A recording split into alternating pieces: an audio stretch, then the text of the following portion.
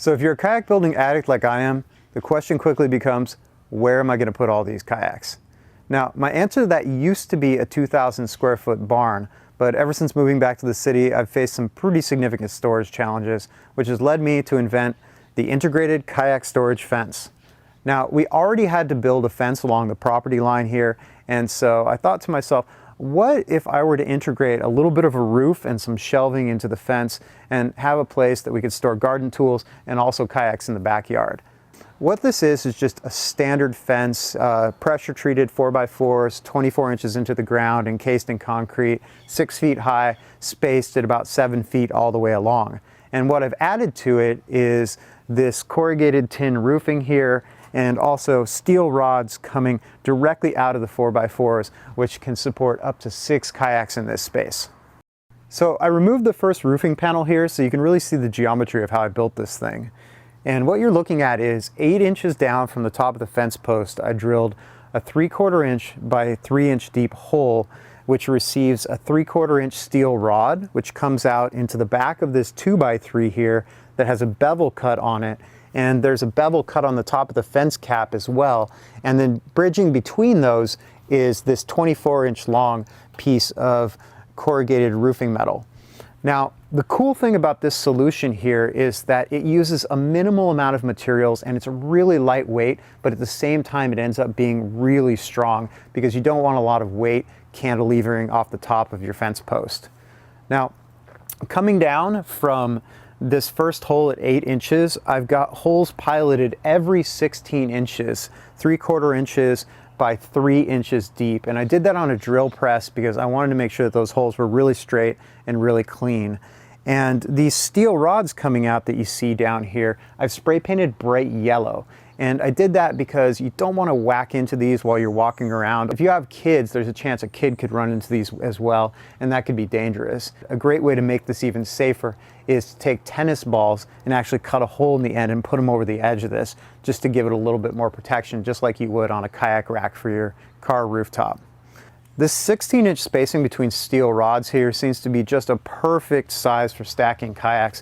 And that's another reason I like these steel rods instead of, say, using 2x4s or whatever, because if you're using something like shelf brackets or 2x4s, you've got to add the extra spacing for that height all the way down, which means that you're not going to be able to fit as many kayaks. Now, I've gone back and forth on whether I think this 24-inch length here is a good length. But if you look at the kayaks behind me, you can see that there's a lot more rods sticking out than there needs to be. And I think if I was doing just kayaks, I would probably cut these back to 21 inches and just have 18 inches sticking out.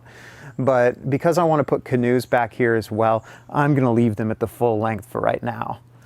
So overall, I think this project turned out really well, but just like anything that you build for the first time, as soon as you're done and you actually start using it, you realize there's a lot of things you could have done differently.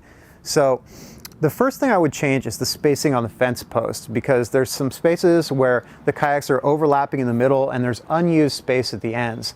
So I feel like the optimal spacing for the fence posts on this project would have been 6 feet on the first fence post, 7 feet for the second fence post, 8 feet for the third fence post, and then 7 feet for the fourth fence post. And then I just would have gone any random spacing after that to finish out the fence.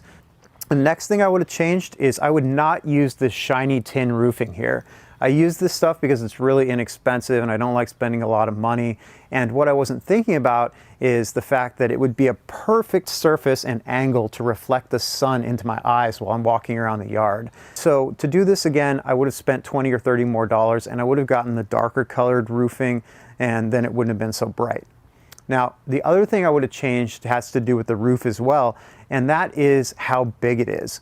I wanted to keep the roof as small as possible because, like I said earlier, you don't want a lot of weight cantilevering off the top of a fence, and you definitely don't want to create a big wind scoop. But I underestimated just how stiff this solution was going to be and how lightweight it was going to be. So to do this again, I would absolutely go from 24 inches out to 30 inches there. And that'll give you a lot better protection from the rain and the elements for the kayaks. And I still don't think that it's overloading the top of the fence. Other than that, I think it turned out pretty well. And I'm pretty excited to have all these kayaks out of the living room so I can keep building more kayaks. All right, that's it for now. If you're watching this on YouTube, thanks for watching. Consider hitting that like and subscribe button. Maybe head over to the Cape Falcon website, see what I got going on there. If you're watching this on my website, take care, have fun building your kayak, and be safe on the water.